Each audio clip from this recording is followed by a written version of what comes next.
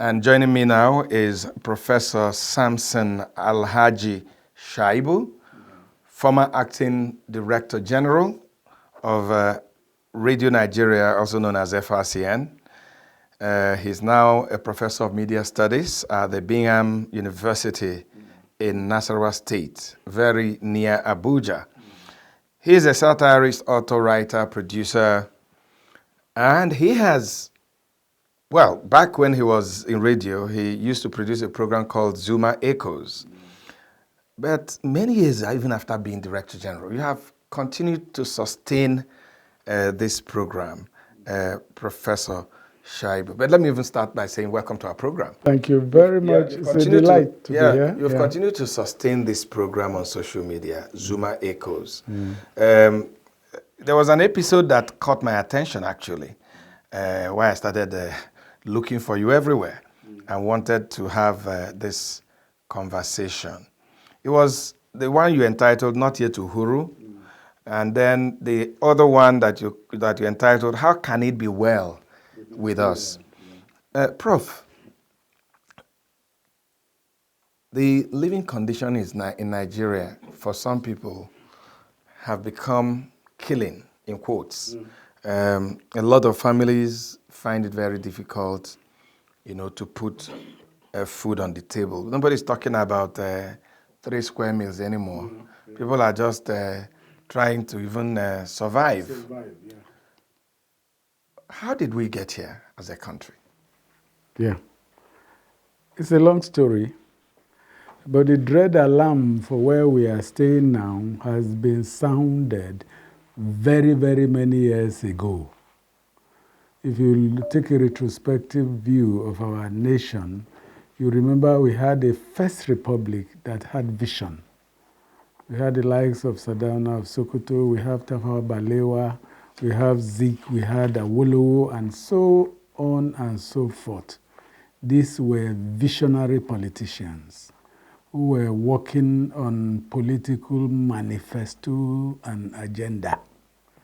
And then we had what we call 5-year development plan, 10-year development, and so on and so forth.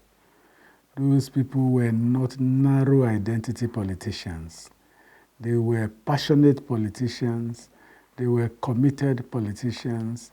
They were not there to satisfy their pockets. They were there to render service to humanity. And by their simple move, you will agree with me that the first republic politicians left so many legacies. For example, if you talk of Sir Ahmadu Bello, yes, he was a conservative. He was seen by many as a religious bigot, but yet he left legacies. What are the legacies? ABU was the legacy. Kaduna Polytechnic was a legacy. There was a Northern Nigerian Development Corporation legacy. There was a Bank of the North, another legacy. These were destroyed by these narrow identity Northern politicians. If you go to the West, for example, Awolowo left legacies. We met how many years ago? About 30 years ago. If you go to Ibadan up till now, you see the Cocoa House. These are valid living legacies. And then you are talking of free education, these were legacies, and so on and so forth. But when you fast forward, you discover that the politics we are playing now are no politics of direction. They are visionless politics of visionless politicians eroding us to further destructions.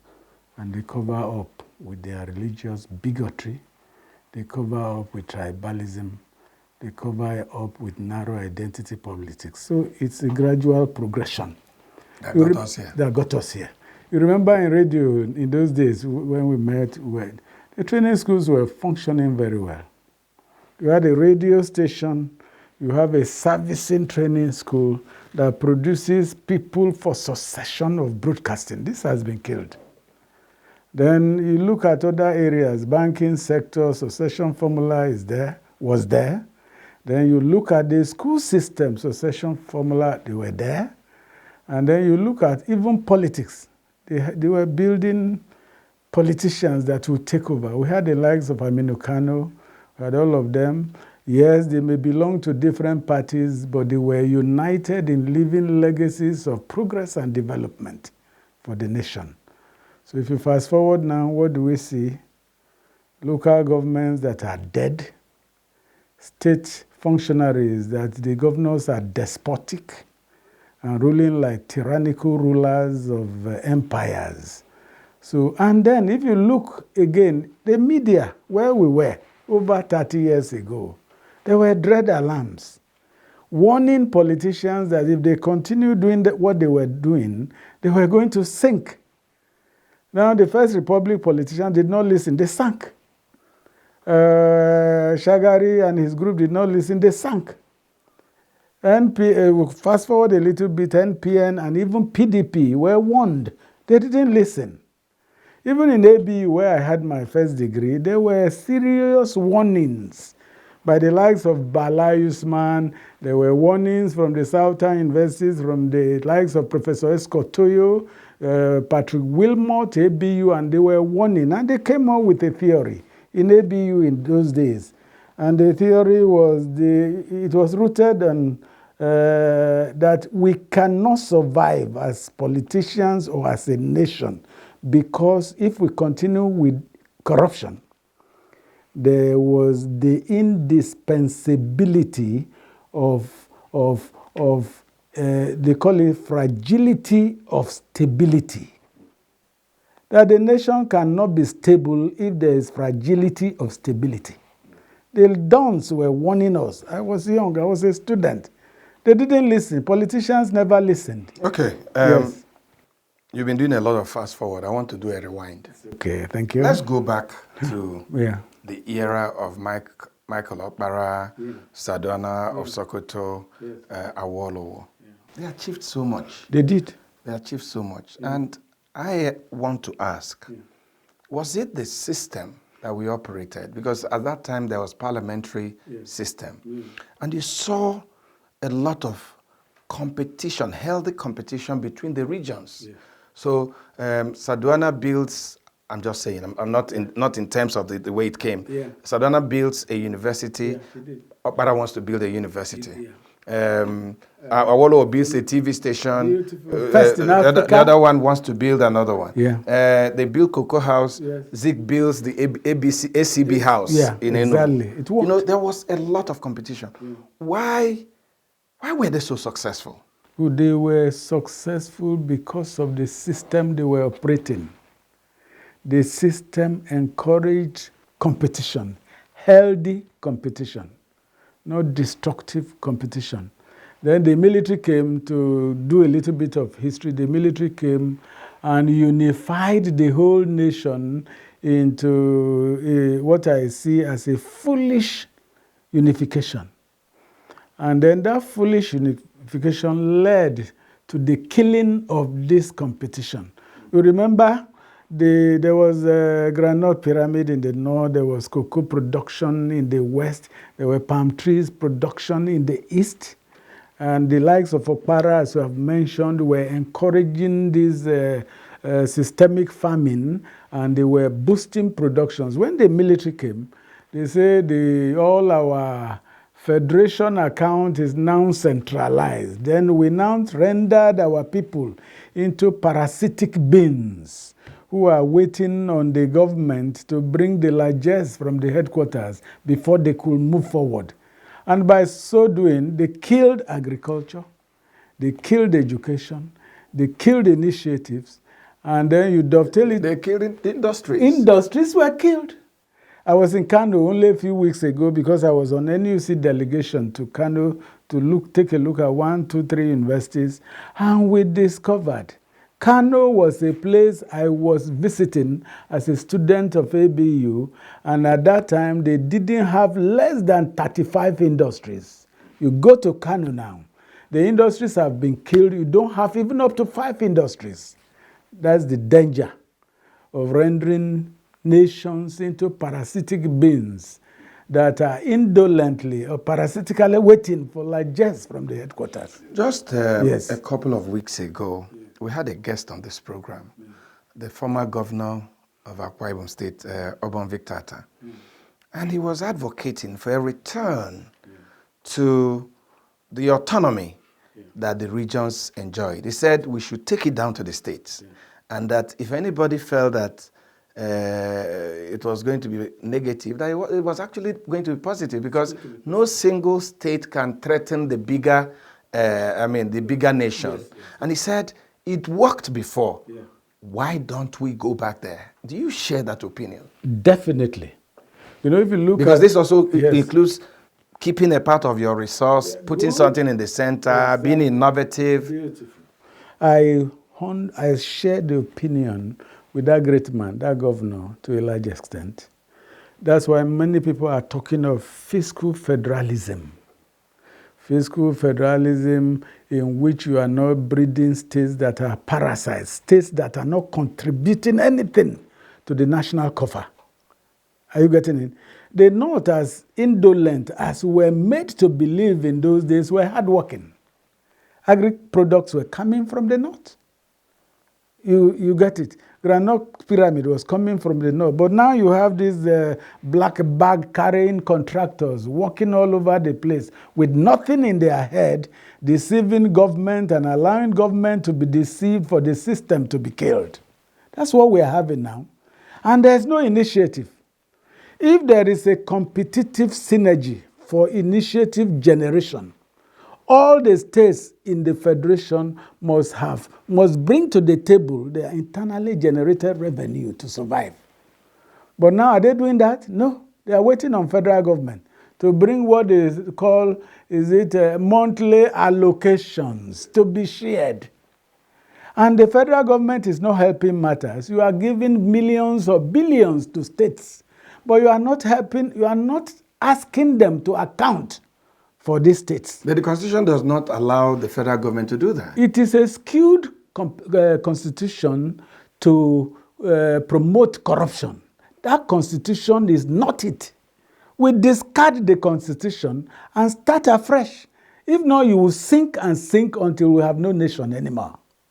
That's where we are going. Let me go back to a word you've used more than 4 times in the course of this conversation.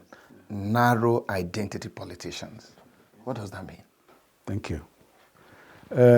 If you look at our systems now, let's take a look from Buhari era. You came as a president of the nation. You used your mouth to say you are president of the whole nation, not a president of a few. That was a statement. But you are empowering people. And then you empowered only your own people.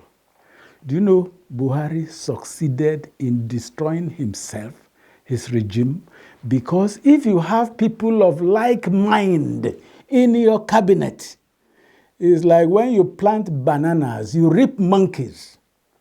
People of like minds, kowtowing to the puhu of leadership. How can you get progress? That's what happened in Buhari's regime. But when you are building a government of inclusiveness, you bring Igbos, you bring Yorubas, we have over 250 ethnic nationalities in the nation. You are bringing these over 250 brains. But when you go to your own state, you now cook out only members of your religion and your tribe. It's planting bananas. You reap monkeys. We have a new government. Does it look like it's changing? So far,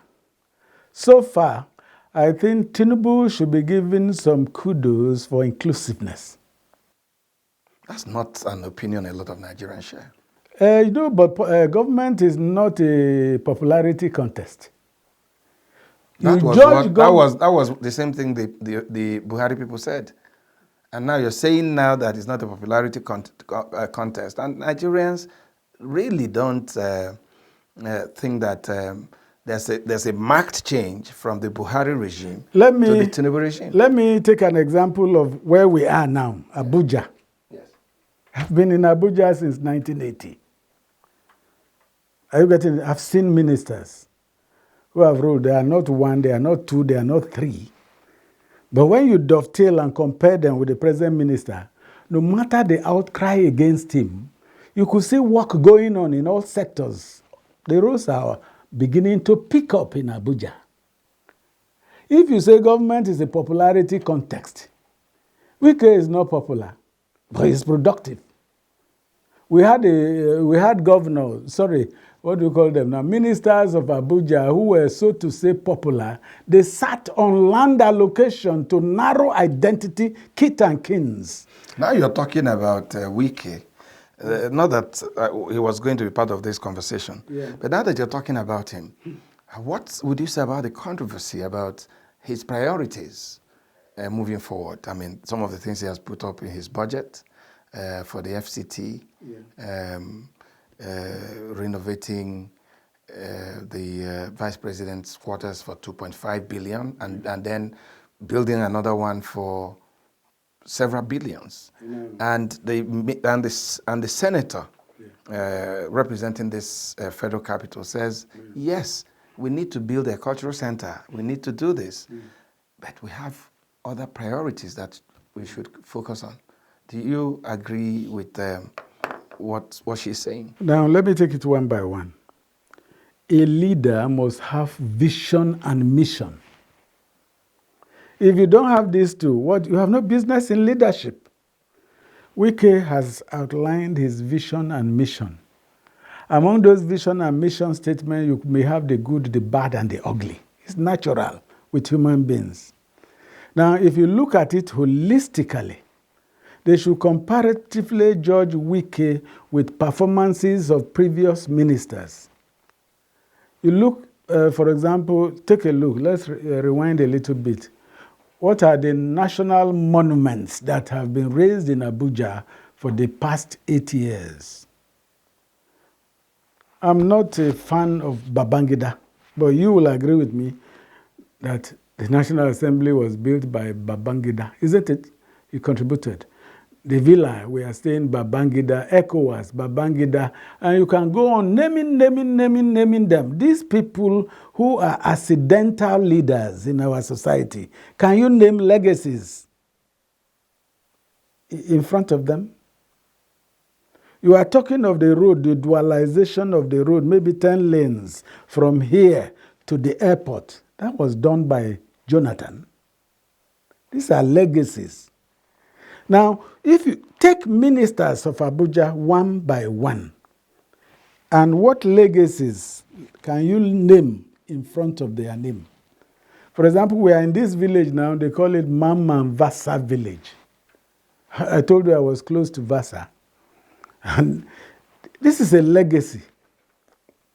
The vision and the mission were concocted by Mamman Vasa. He may not get fruition in his period, but many years after, we are talking of over 30 years ago, nobody can remove vision and legacies from leaders. So this is what we are talking about. Yes, they may have some negative policies. I can't see a sovereign nation building mansions for public functionaries, and they are calling billions in the face of mass poverty, and you see that as a vision. That's a negative vision. So I won't agree with Wike in that area. But you can agree with him that he came, he wanted, for example, see, leadership without innovation is like soup without salt. People were sitting on Abuja ministerial seat before. They were waiting for allocations from government to do their projects. They didn't even know how to collect tax. You are getting it?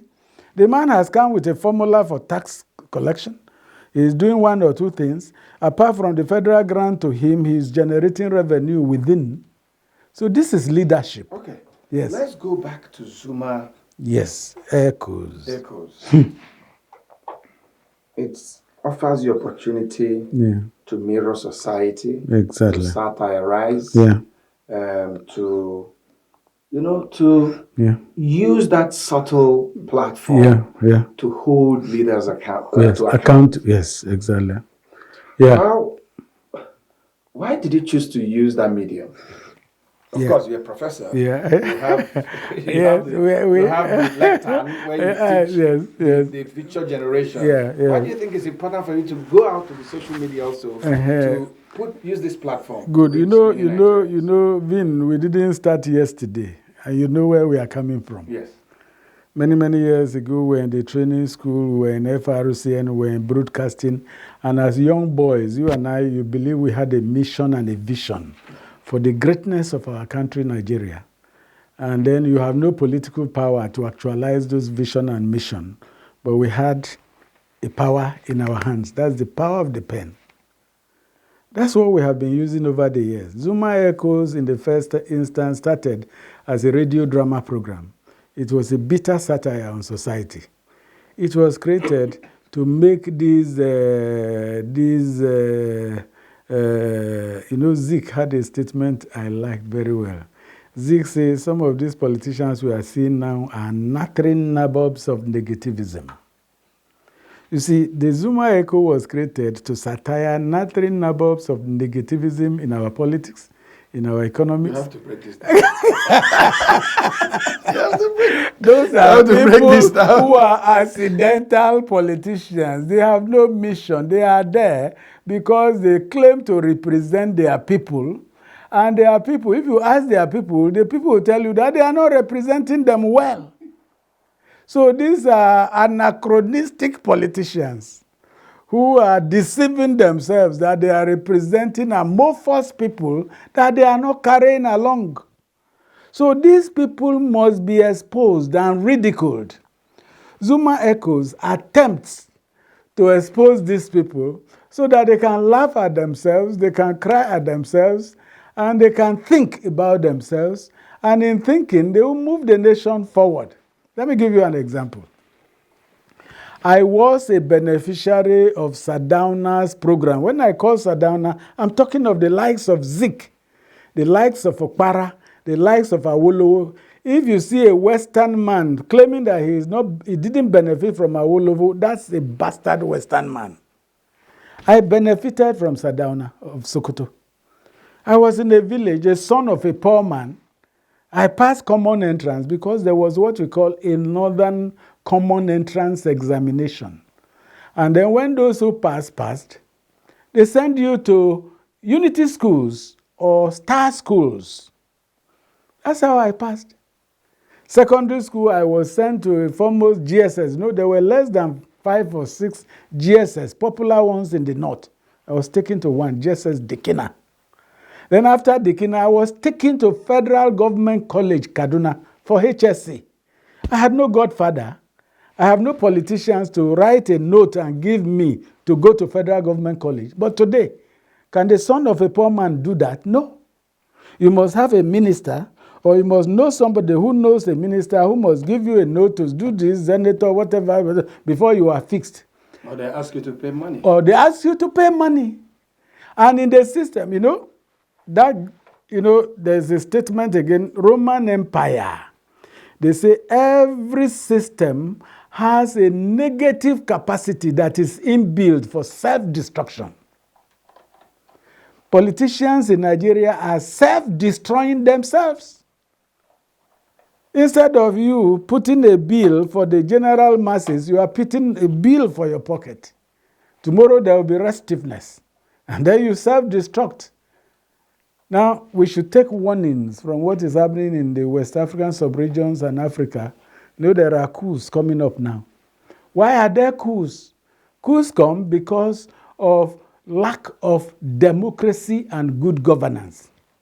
And we must sit down to identify democracy. Democracy is not militocracy. Democracy is not garrison democracy. Democracy is not selection. Democracy is election. Democracy is government of the people, for the people, and by the people. So all these aberrations that we are seeing now, except we check ourselves, we are self-destroying ourselves. Now the local government has been destroyed by our type of democracy. No local government works in Nigeria now. There must be restructuring to address that. States, are they working? No state is self-sustaining. There must be restructuring. And so on and so forth. Now they are killing systems to the point that the military system was about being killed. The military system was the center. a system built on national unity and security.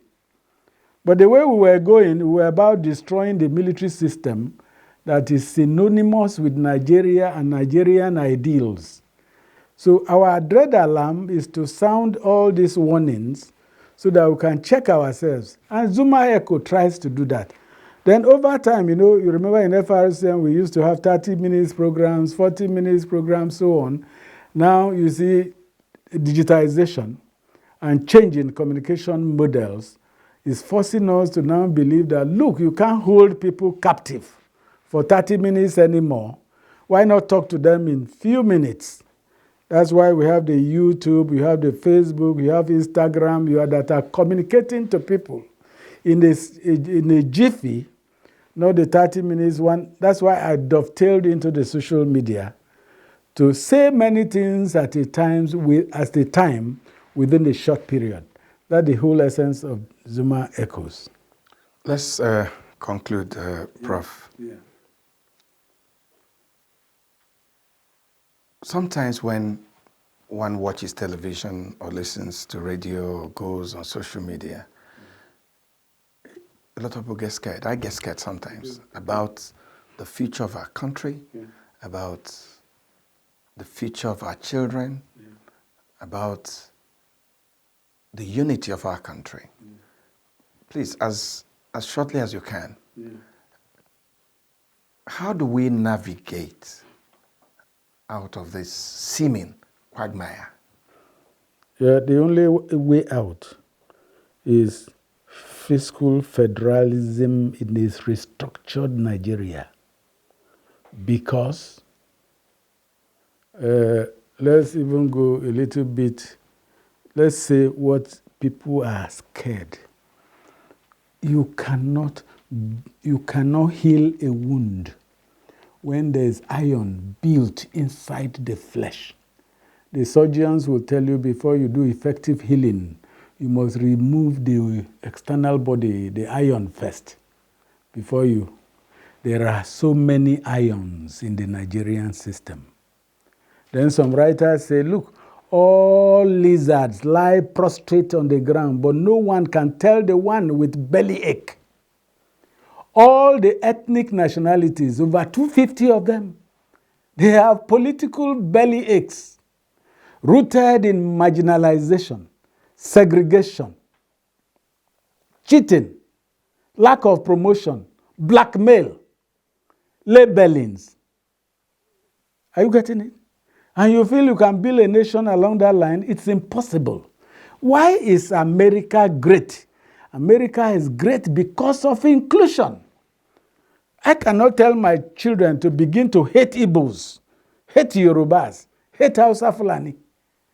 My children will tell me that I am analog in thinking.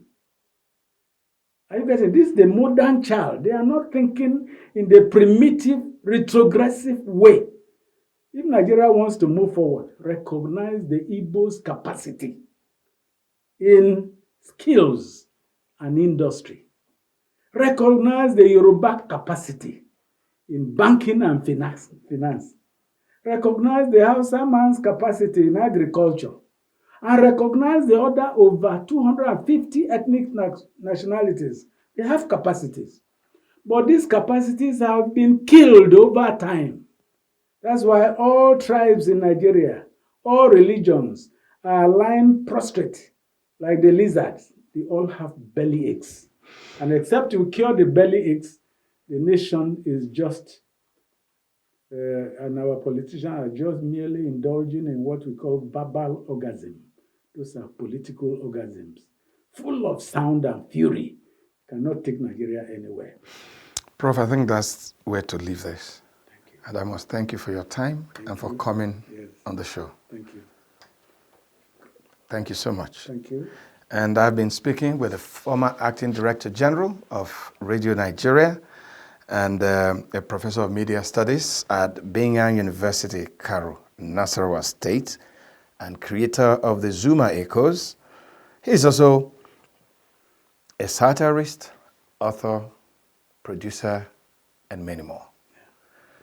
Don't go away. Signature Show continues in a moment.